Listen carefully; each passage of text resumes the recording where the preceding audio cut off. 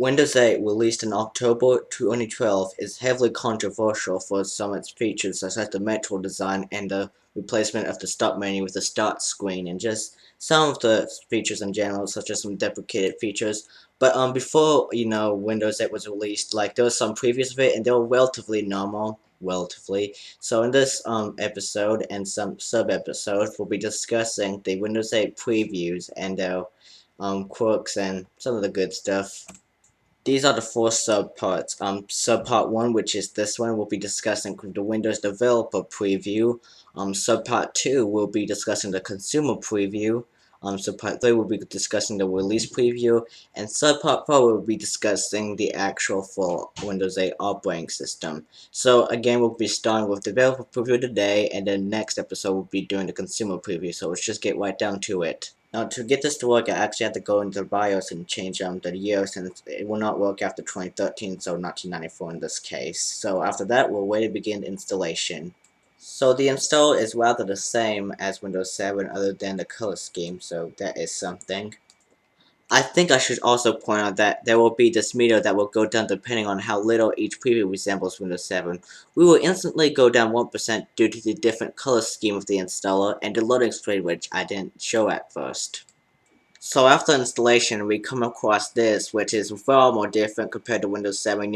Windows 7 had like the little window thing, but this is Metro now. It's pretty much the same thing, but as you can see next here, you can actually log on with your email if you want, so that is completely different. So in that regard, we're going to be taking off another 1% because of that. So after all that, we log in, which was a different layout, so that's 1% off. But now we come to the start screen, so that is another 1% off. We'll actually get into the start screen in a few moments, but with that, that's 2% off the 98% we had, so let's just move on. So here's the desktop. It's pretty much the same, but taking out the start button, there will be 0.5% off. So I am in the control panel and at the system about page, which funny enough has the same Windows 7 orb as in the Windows 7, so hey. I decided to listen to the sounds, and pretty much all the sounds are still there, but there are some added ones, but nothing changed really. Although you do need to take note of the design changes when you're in the Windows version, with the different buttons and just the different menu fonts. So with that case, that will be another 1% off. Checking out the themes page, I decided to try out the basic theme, but the basic theme was not the basic theme, and there are several, deleted themes. So for that, I'm going to be taking off 7%. So back to the start screen, I decided to launch an app, and it went to full screen. That means it's an Metro app, and that is far more different compared to, Windows 7, so that is another 1% off. And to get out of the Metro app, it was pretty hard for me at first. You have to do what I did, just go to the edge and just click on it. So with that, I'm going to be taking off another 1% because of how painful it was to get out of that. But hey, on a more positive note, we still have our gadgets. We're going to have to take note of that. So after all that, I decided to go to the internet, and turns out we're running with Internet Explorer 10, the developer preview. What was really strange about this developer preview browser was that you can see, like, when it brings up an error at first, then it goes to this really weird 1.0 thing, but then, I, fix it up and it's fine. It happened to, almost every website I decided to go on, with the exception of Google, which managed to make it out alive, and DeviantArt and the BBC website, which, was completely cured. Kinda goes to show, Microsoft's taste. Ugh.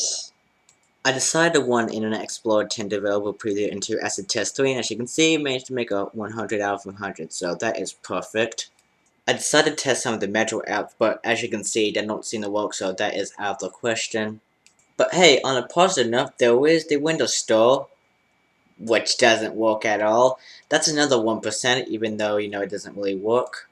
But also, there's a control panel that's metrified, and you can actually change your lock screen in it. But you couldn't do that in Windows 7, could you now? So with that, that will be 2% off, leaving it at 83%. And with that, that is the end of subpart 1 of Windows 8. So how would I rate this particular preview of Windows 8? Well, it works pretty much, yeah, but there's a bunch of deprecated features and just some stuff wrong with it, so it's between semi and obsolete, but to give it some light, I'm gonna put it on semi. And that is all for me for now. Tomorrow I have to go back to school. And so with that, I'll see you in the near future. And thank you all for watching. If you liked this video, please give it a thumbs up. If you want to see more content like this, please subscribe.